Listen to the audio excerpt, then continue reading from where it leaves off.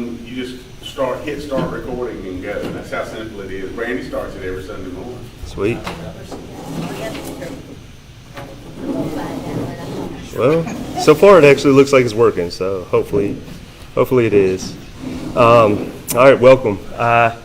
So today we're going to be talking about Eastern religions, but before we do, let's do like we always do and go to the Lord in prayer. Lord, we are going to be talking tonight, Lord, about these religions that really are so much different than what we are. And Lord, we just pray that you would help us to understand this so that when we meet people of these different religions, that we may meet them where they are.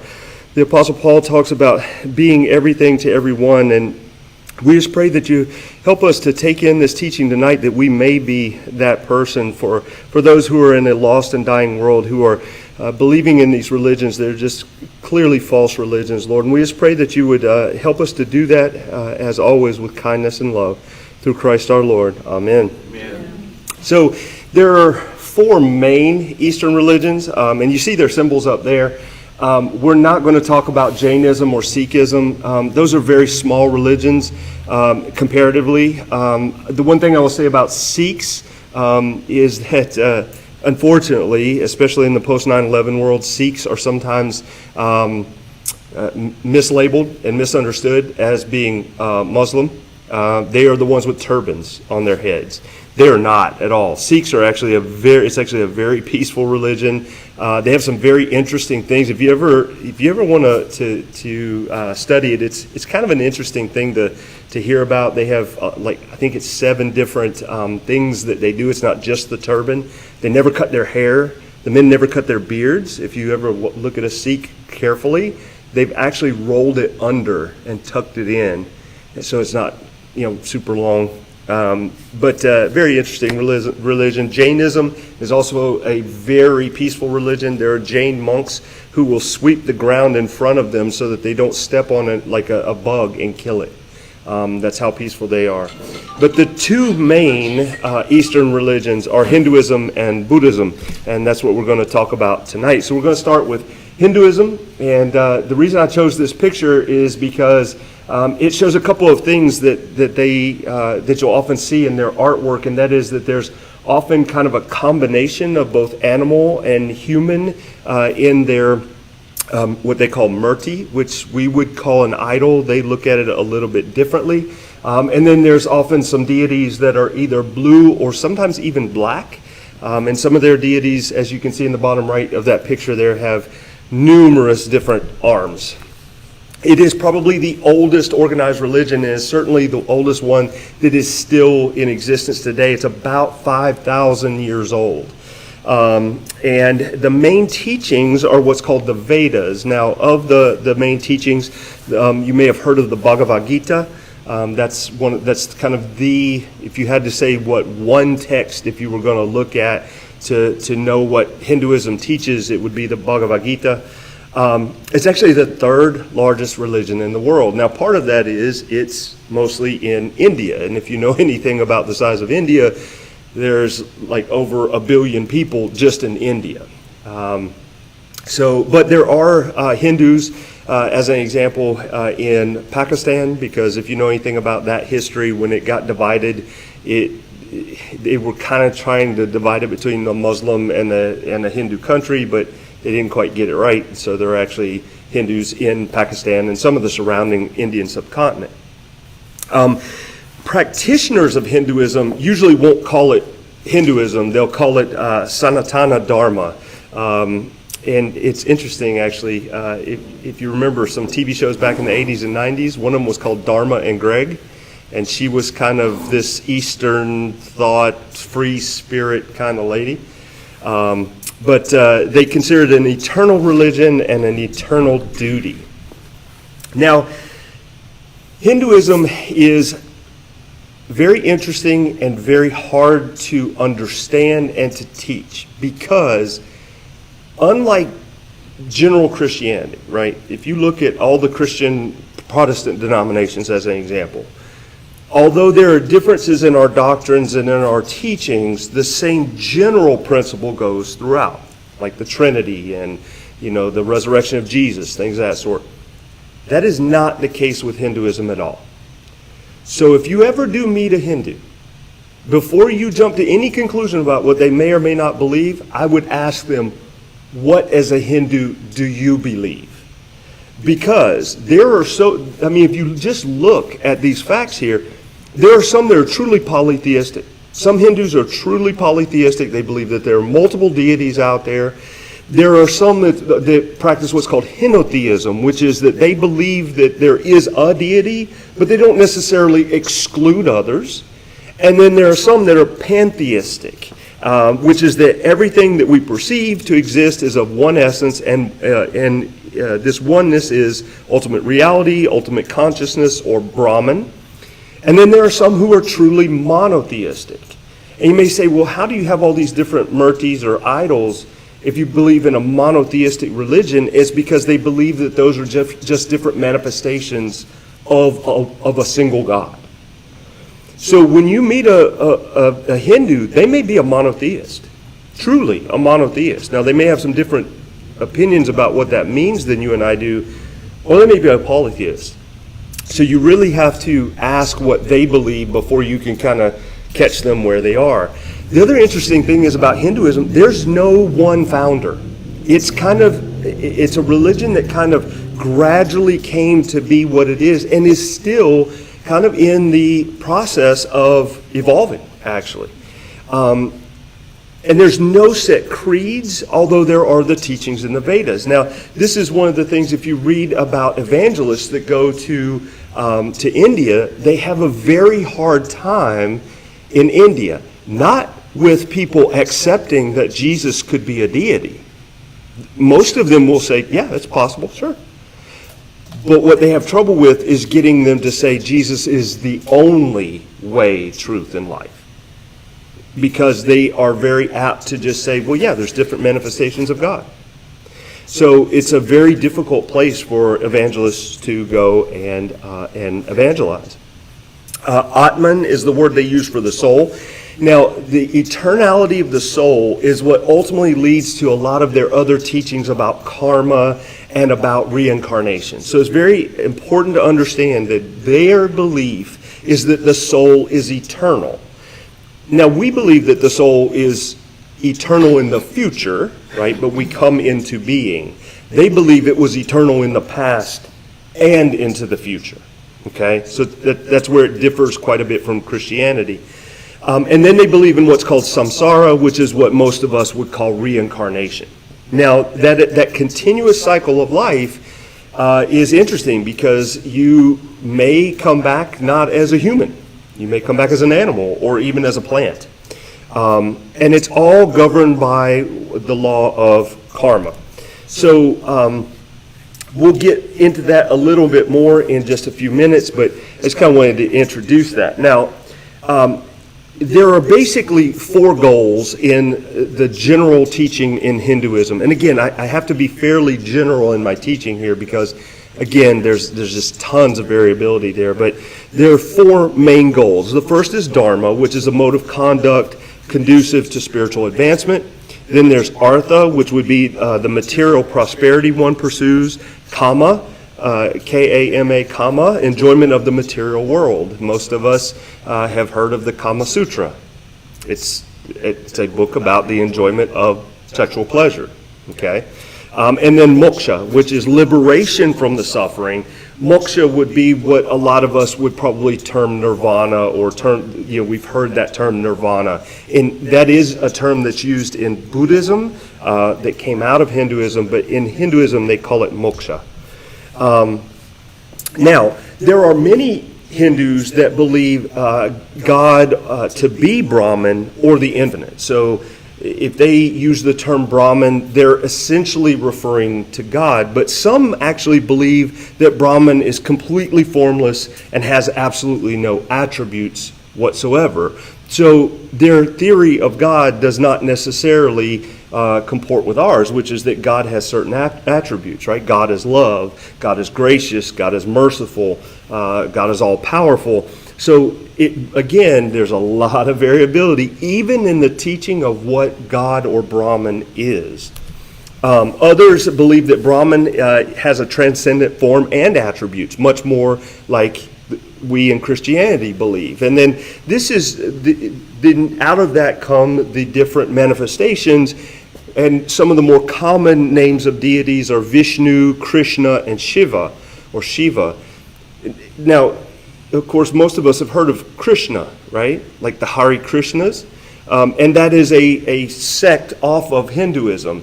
It's one of the monotheistic sects off of Hinduism, as an example. But they believe that the chanting of their mantra, Hare Krishna, Krishna Krishna, and it goes on, and I don't know the rest, will ultimately help lead them to the path that they're seeking.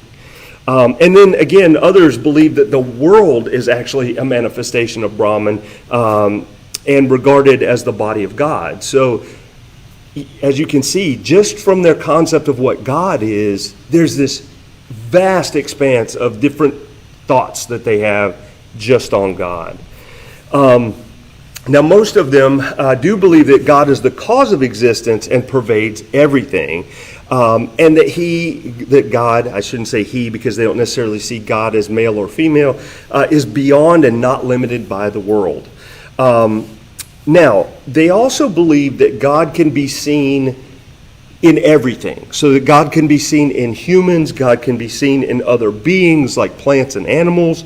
And in fact, the whole universe, including everything in it, other planets, stars, everything, it's part of God, or God is part of it. So that would be what's called pantheism, that God is in everything and everything is in God. It's essentially oneness, okay?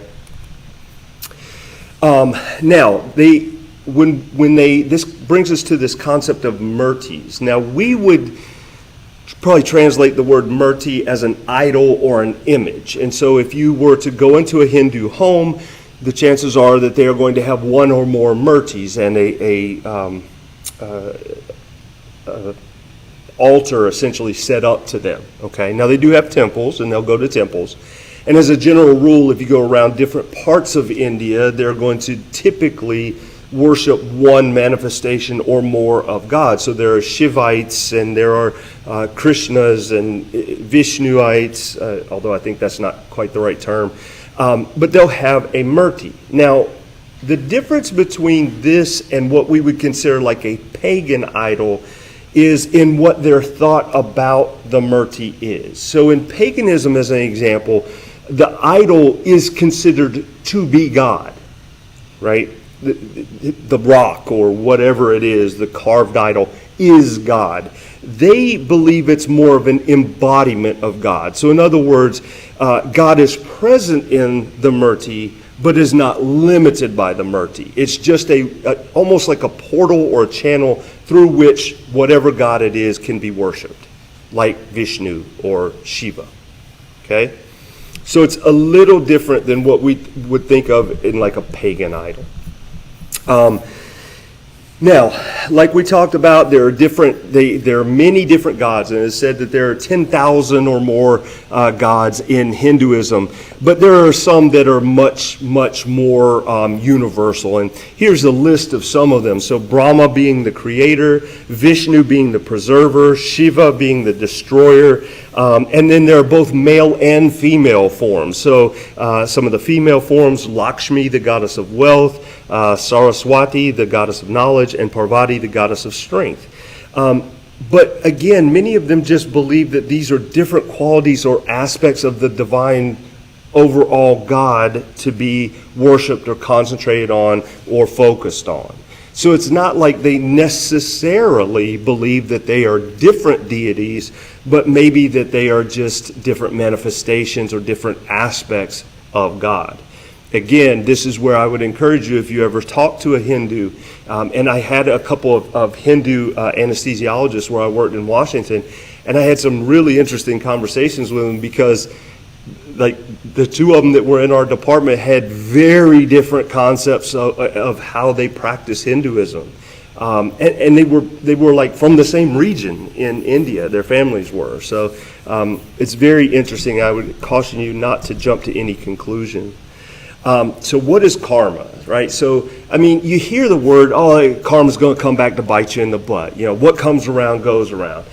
That's part of it, but it's certainly not all of what they would consider karma. First of all, it's a very ancient word. It comes from Sanskrit. The Vedas, by the way, were written in Sanskrit, which, if you know anything about that, is a super ancient language that really nobody except in religious context speaks really much anymore. And the word actually means action or deed.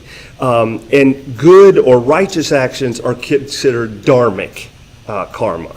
And it's based not just on what you do, and that's where kind of our concept of, oh, karma's going to come back to bite you in the butt. It actually involves your thoughts, your words, your actions, your choices in life. So it's not just what you do to others is going to come back onto you. It's actually all of what you do can either positively or negatively affect you in terms of both this life and further life. And so when you look at these, it's not, the terms here aren't necessarily important, but they will actually break it down into different types of karma. So some is karma that are actions performed in the current life that then bring about results in the current life. Because remember, it's an endless cycle or potentially endless cycle of birth and rebirth, right? So that would be more like what that concept of, what goes around comes around. Karma's going to bite you in the butt, right? And then the second type would be those aspects of karma that have already begun, that are taking longer to manifest, so it's not going to come right back to you, but it does happen at some point in the present life. And then the last type is that's kind of, brought with you from your previous life and will potentially go with you into a future lifetime. So it's not just the, hey, I rear-ended you, so something bad's going to happen to me now. It can last through different lifetimes. And that's part of why you get reincarnated as one thing versus another, okay? The goal being that your positive karma outweighs your negative karma, and you kind of move up the list, right? And ultimately become in the Brahmin caste, which is the priestly caste. Now, and that's what this slide's all about. In most of this stuff, by the way, is taken from Hindu. Actually, it's called HinduAmerican.org. But a key component to karma and spiritual advancement is acting in ways to alleviate the suffering, be it physical, material, mental, of other living beings. So when you hear people say, well, there's parts of truth in every religion, this is where I would say, yeah, I mean, that's very similar to what we would say is the second of the greatest commandments, right? Love your neighbor as yourself. It's just what they do with that then is extremely different. Now, the word actually for reincarnation is samsara, which again is an endless cycle of reincarnation, of birth, death, and rebirth. And really what the Hindu is truly striving for is to break this cycle. That is what would be considered moksha. Now, they will do this in a lot of different ways. And basically what they're looking to do is work through their karma to balance positive and negative karma and attain moksha, which would be basically a liberation from this cycle of birth and rebirth. Okay? Now, if you stop and think about this in the caste system in India, right? In many ways, it was used to hold the lower castes down. And that's an important thing to remember when it comes to why Buddhism came to be and what Buddhist beliefs are. Because Buddhism was birthed out of Hinduism. And remember that there was the caste system that had gone from 5 castes to hundreds of castes, but in reality was basically meant to make the rich richer and the poor poorer. And what most people were born into was this endless cycle of basically karmic punishment, and they were trying to break free from that. Okay? Some believe that it's actually the perfect ability to live in the present moment and can be achieved in this lifetime. Now that when we talk about Buddhism, that's a very similar concept to like Zen Buddhism as an example.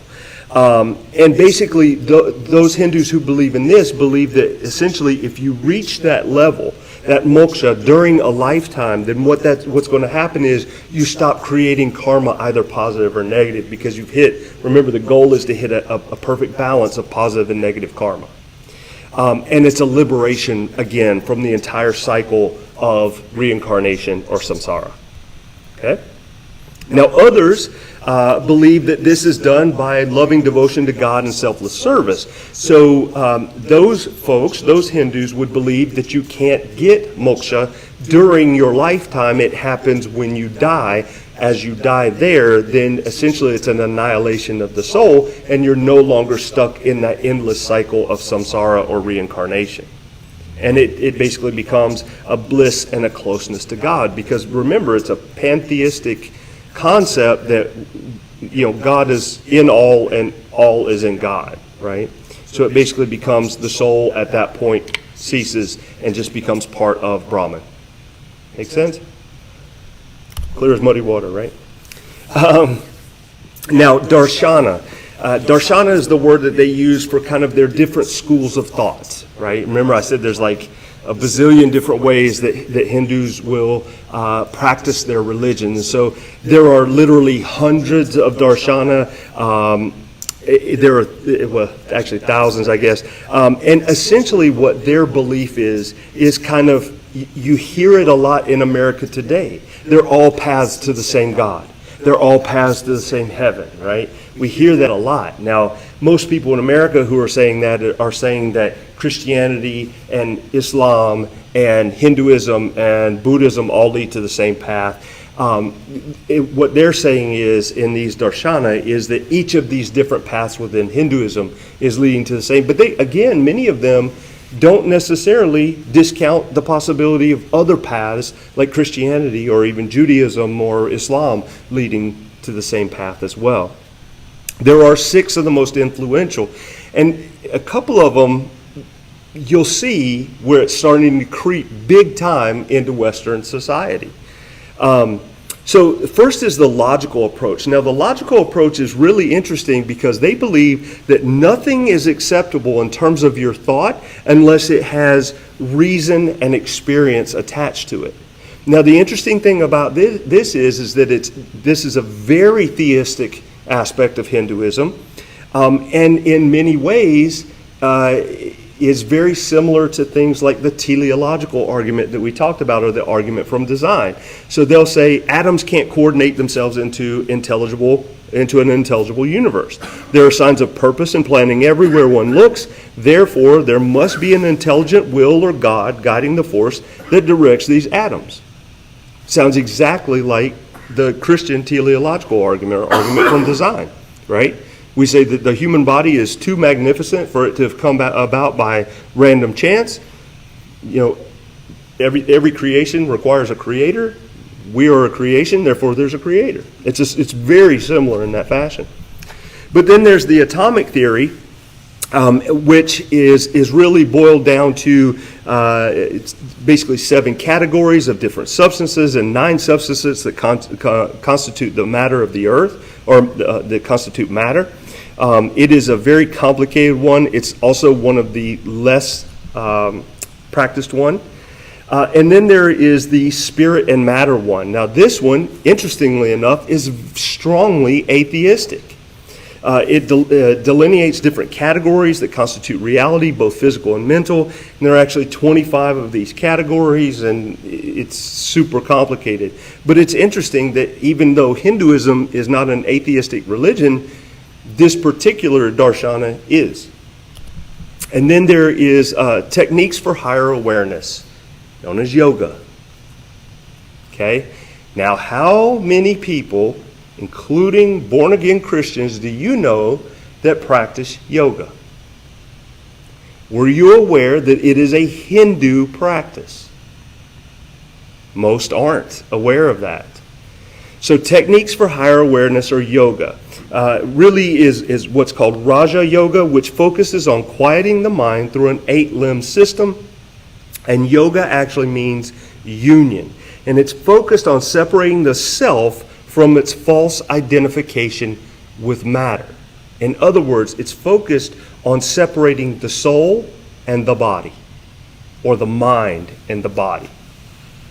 So you stop and think about it. If you really go into, especially like a more Eastern influenced yoga, gym's not the right word,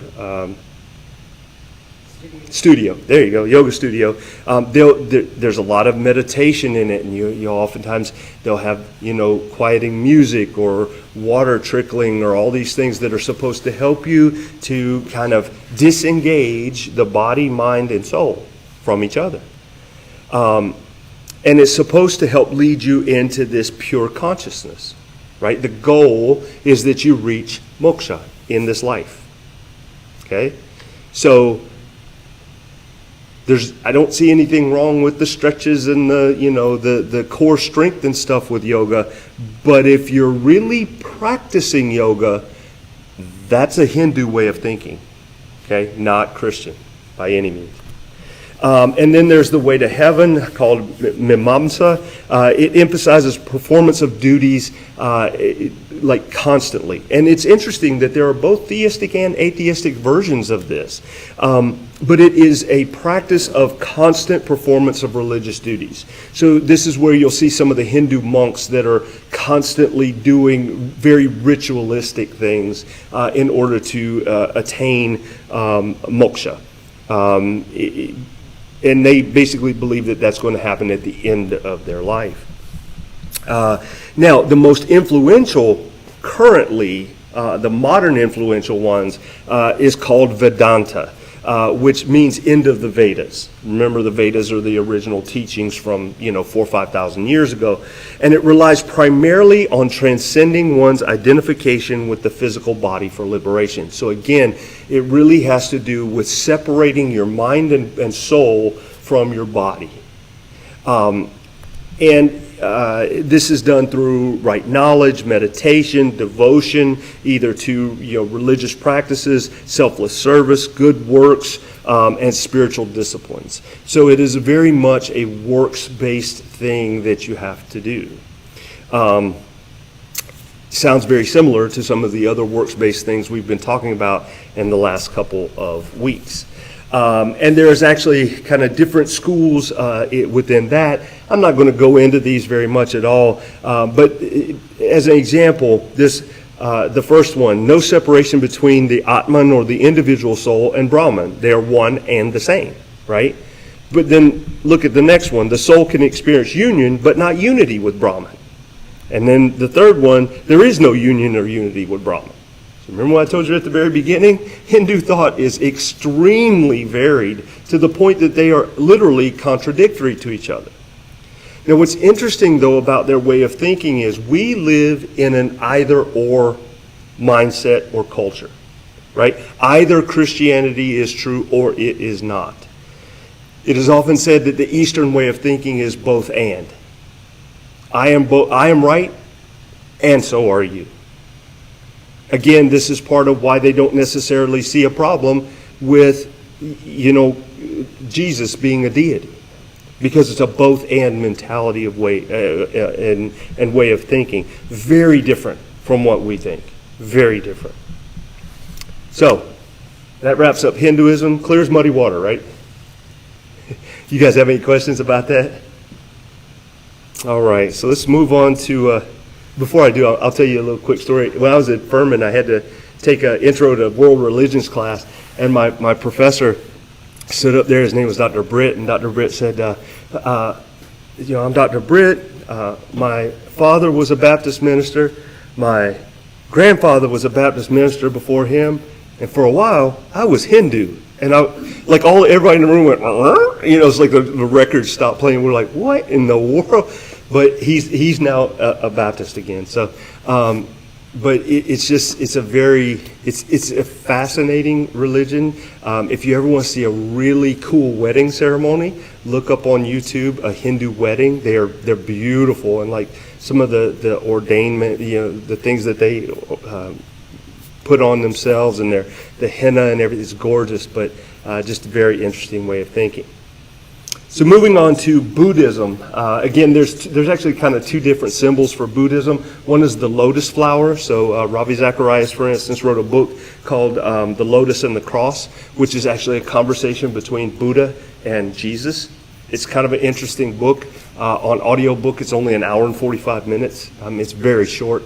And then you see kind of what to us looks like a wheel for navigating a ship. It actually stands for the Eightfold Path, so we'll talk about that momentarily. And whenever you see a guy in the orange garb, and I don't know why it's orange, by the way, but the orange garb, almost always with a shaved head, male or female shaved head, that's typically a Buddhist monk. What you see there is an Indian Buddhist head. The Chinese Buddha, for whatever reason, is typically pictured as a really fat guy that's like naked and smiling. I'm not sure why. Again, it is one of the four major world religions. There are about 488 million Buddhists in the world. And it's generally divided into two main categories, Classical Buddhism and Zen Buddhism. There is a breakdown of Classical Buddhism we'll talk about in a little bit as well. And it was founded about founded out of Hinduism. So remember, about 2,500 years ago, Hinduism was supreme in India, but there were Aryans that had come in and taken over. And they are actually the ones that brought in the caste system. And that caste system is based not only on what your vocation was, but on what your skin color was. Why? Because they wanted to preserve the Aryan race. Sound familiar? 1939 and beyond. So the five main castes are the Brahmins, which is the priestly or scholarly caste, I'm going to have trouble saying this, Kshatriyas, which is the warrior or soldier caste. Then there's the agricultural merchant caste, then the peasants and servant caste, and then the outcasts, or what it's been in a lot of movies in the not too distant past, the untouchables, right? The outcasts of society. Out of that was born Siddhartha Gautama, or what most Buddhists would now call Gautama Buddha, okay? He lived between 490 and 410 BC. Gautama Buddha was actually born the son of a minor king, or what in India is called a Raja. And basically the story goes that his father tried to shield him from the caste system and from the suffering of the world, and wouldn't really let him out of the palace. And he got out one day and he saw how much suffering was out there and how he lived this life of bounty and of plenty. And he ultimately actually left not only his wife, but a son behind, and went out and lived an ascetic life for like 7 years. So, very sparse eating. They said he was just gaunt. He wouldn't eat, he wouldn't drink, and he was just trying to figure all of this stuff out.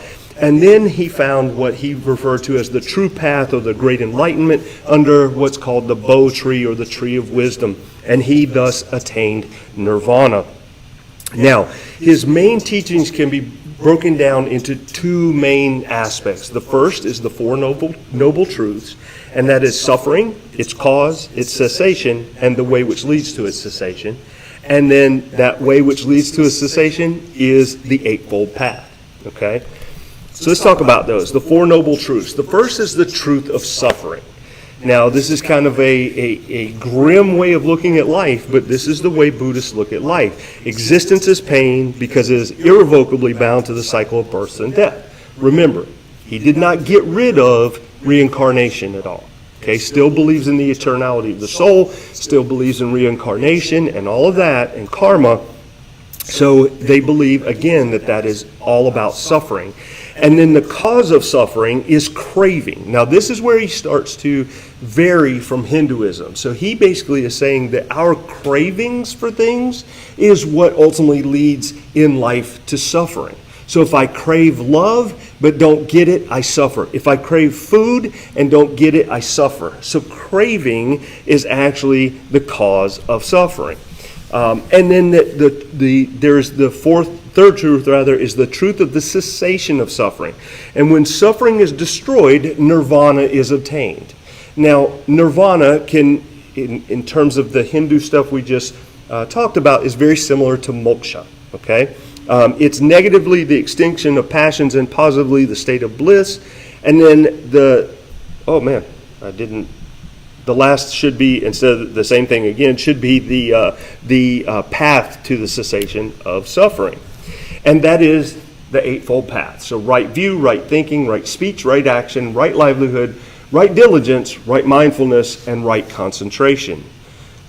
So if you start thinking about some of the New Age thought that has crept into the Western way of thinking, and look at that Eightfold Path, a lot of those start to sound really familiar. Okay? Again, it's not that some of these are altogether in and of themselves wrong, but the goal of it and where it comes from is very different than what we would believe in Christianity. So the first is right belief. And the thing that you have to have the right belief of is the Four Noble Truths. Okay? I mean, that part makes sense. Then from that comes right resolve, to renounce sensual pleasure, to bear no malice, to do no harm. You have to resolve to do that. If you don't resolve to do that, your suffering is going to continue, and you're going to continue in your chain of samsara, or reincarnation. And then right word and right act go together, and these are things like love and joy and abstinence from immorality. So as an example, Buddhist monks aren't going to beat anybody up, okay? And then right life and right effort, and this is to avoid evil, to produce good, both in your state of mind and in your practice of what you do, meditation, morality, wisdom, your way of living in the world. And then right thinking, to be alert with regard to sensations and ideas. Remember, they believe that your desires and cravings in this world is part of what leads to your suffering. So you have to stop thinking about those things to help rid yourself of suffering. And then the last one would be right meditation. And what he taught was that the middle path, quote unquote, was between the two extremes of passion and asceticism. Remember, he spent 7 years as an ascetic, so denying himself of everything, and realized that wasn't the right way to go either. And he had been in a life of passions before as a son of a king. And so what he said was the middle path between those two is what we really should be living for. It is really, if you had to say what the one central concept of Buddhism is, that's it, is that you need to walk the middle path between asceticism and passions in life, or cravings in life. And to Gautama Buddha, that was a way of life. It was a moderate way of living. It was a practical system, not only of living your life, but of ethics for the world. And what it really did, and this is, I think, why it caught on so quickly in the Indian subcontinent, is it was a way of attaining brotherhood with everyone and casting off of the caste system. So if you stop and think about it, Gautama Buddha was a king or prince, and he basically said that, look, we're all trying to go down this middle path, and it was a complete disillusion in Buddhist teaching of the caste system. So especially for the lower caste, which were by far the more numerous of people, it was a very attractive way of looking at life, right?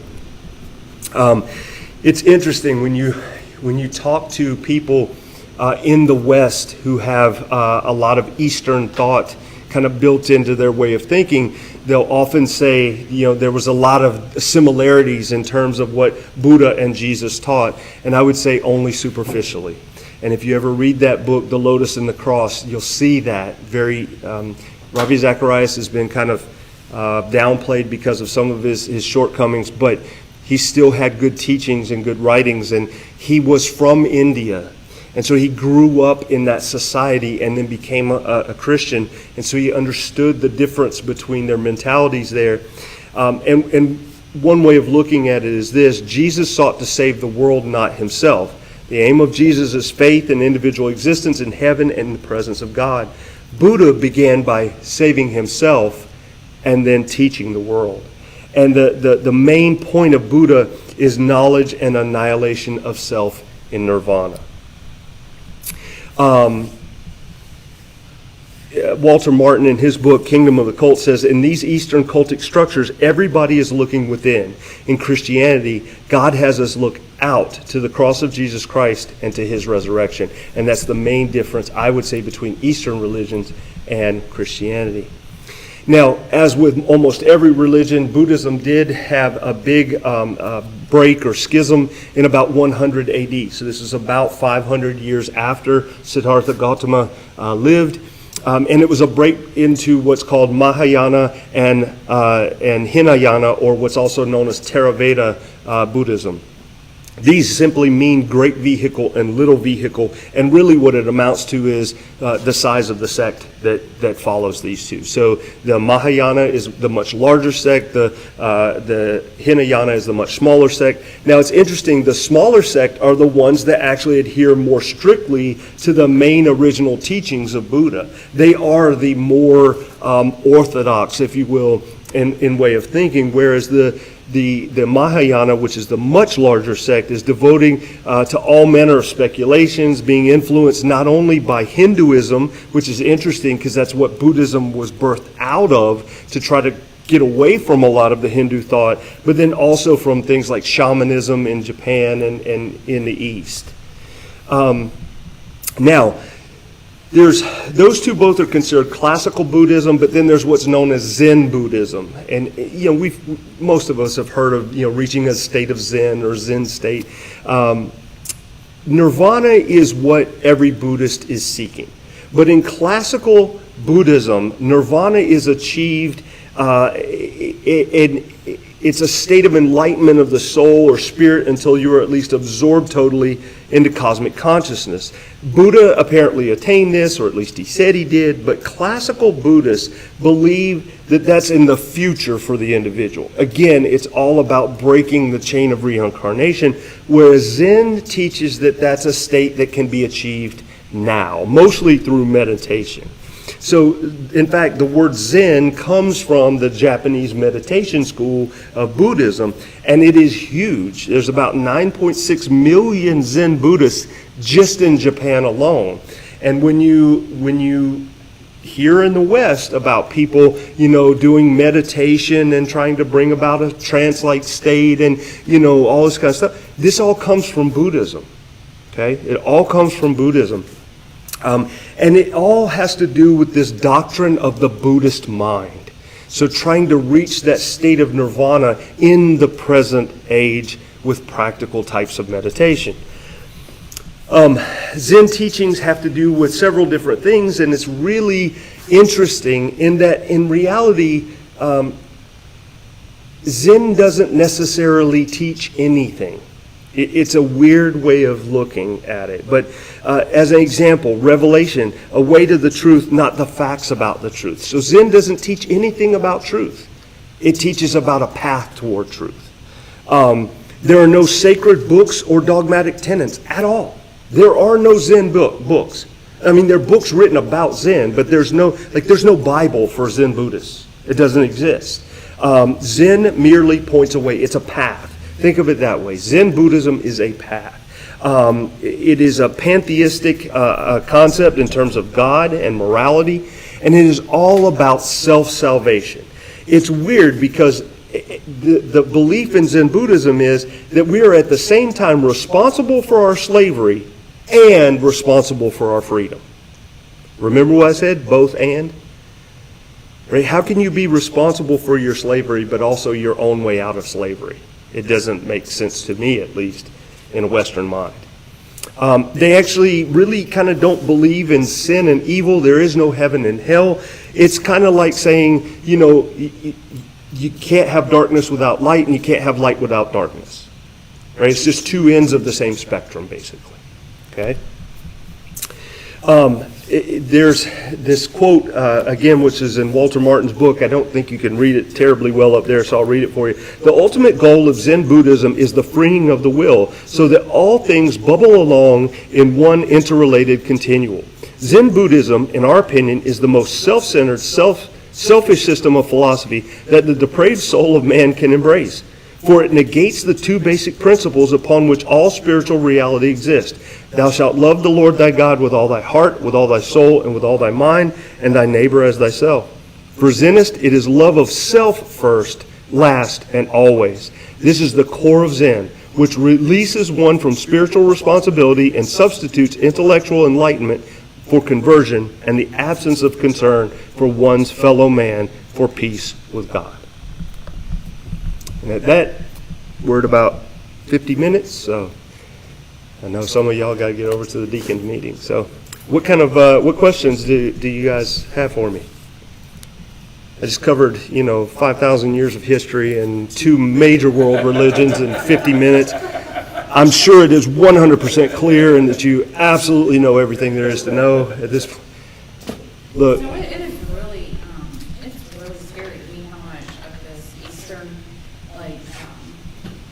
philosophy we're adopting over here. Absolutely. Todd was just talking this morning about, openly inviting sin into the church, which Yes. makes you happy. Yes. And so we're becoming all about self Mm-hmm. religion, even Christianity. Mm-hmm. And that's really frightening to me. Yeah, I originally had planned on talking about New Age, New Thought. I'm not going to because y'all have asked for Scientology instead, which I think is kind of more appropriate right now for us. But much of New Age New Thought is absolutely has influence from Eastern religions. Absolutely, the law of attraction, karma, all those kinds of things being brought into it, speaking things into existence, all of that kind of stuff. That all has huge Eastern thought influence in terms of what the beliefs are. I see major, what are they called on TikTok or YouTube or whatever, Influencers. Mm-hmm. Major influencers like saying that you can manifest things into existence by speaking positively to Yep. yourself in a mirror and Yep. things like that. Yep. And I don't think they realize where that comes from and They how don't. dangerous, some of it is. But you see tons of it. Mm-hmm. Absolutely. The one really good thing I can say about both Hinduism and Buddhism is that unlike some of the other things that we've talked about in the recent last few weeks, they do not set out to undermine Christianity at all. That's not the goal of Buddhists or Hindus. Now, their thought creeps into Christian circles, whereas like Islam it's anti-Christian. Mormonism and mainstream Christianity are at major odds with each other and fight back and forth in terms of that, whereas the Eastern religions don't really have that. Now, that being said, in India, there is a lot of fighting back and forth between Christians and Hindus and Muslims, in every way, shape, and form. Many Indian people believe that Hinduism is like to be Indian is to be Hindu. And so there is infighting within the country, but you're not going to see, as an example, a Buddhist monk blowing up, a building. And in fact, a few years back, I went to Cambodia, and went to several. You go to the temples and stuff, and it's interesting to watch that, by the way, because you see thousands and thousands of Americans at these temples, right? And as an example, my kids asked me at the time, this was 2017, Dad, why won't you, because you give a little dollar or whatever to the young Buddhist monk, and he'll tie a little red string, like a little bracelet on your arm, and he'll say a bunch of Sanskrit, very rote prayers. Why won't you do that, Dad? I said, because that's not Christian. That's not what we do. We don't I don't need his prayers. His prayers are nothing to me as a Christian. I said, I don't need that. Why would I do that? But it's interesting because hundreds and hundreds and hundreds of people. I sat there and watched them all, get the little red, bracelet put on and give money, and the Sanskrit prayers are sent up. And I don't think most of these kids even know what the Sanskrit prayers mean. They literally just vain repetitions. And you could tell because you hear it over and over and over and over. You hear it hundreds of times. But very, very kind people, very peaceful people. But,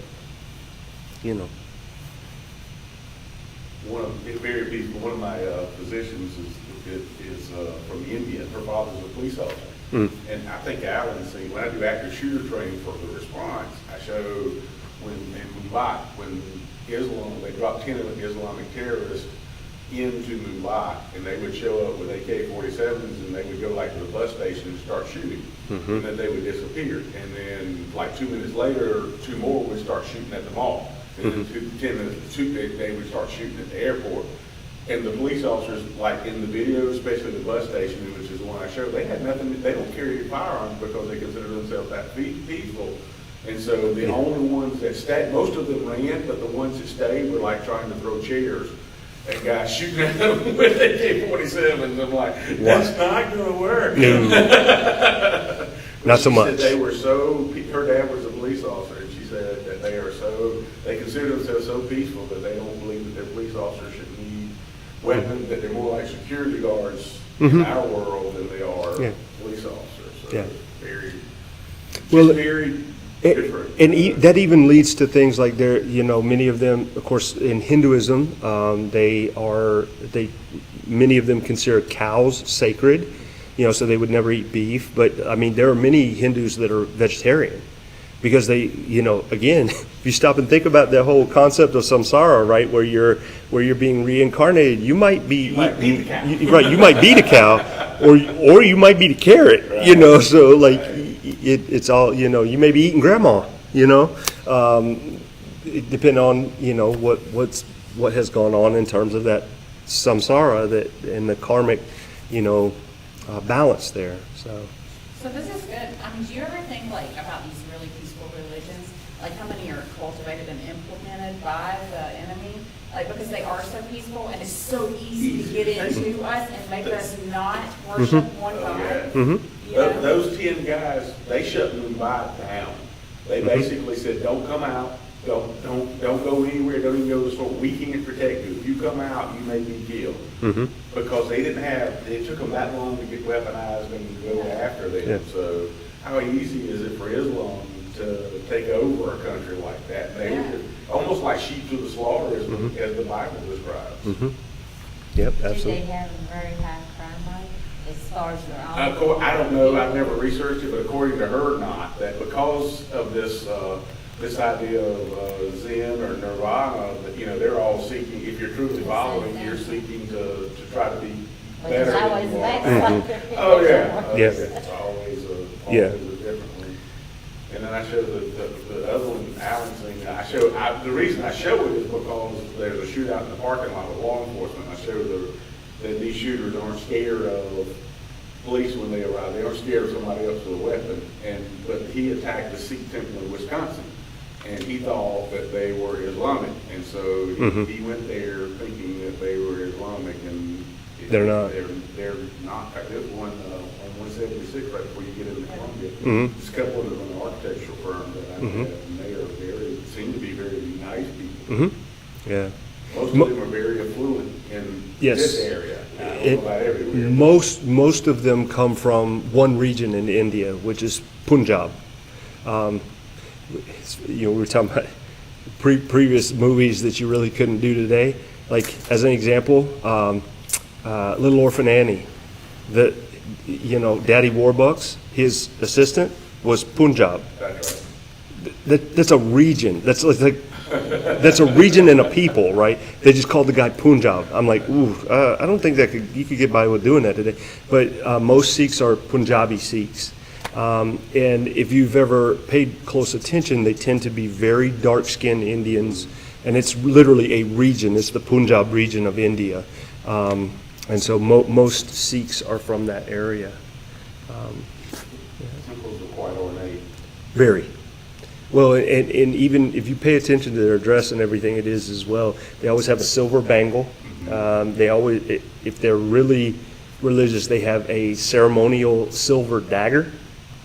They wear a certain undergarment, and then there's one or two other things that they always do or wear. All right. Next week will be Scientology and the teachings of L. Ron Hubbard. Don't we all, brother? Don't we all? Thank you. Absolutely. If you have a chance, you ought to watch some of that leading up till next week.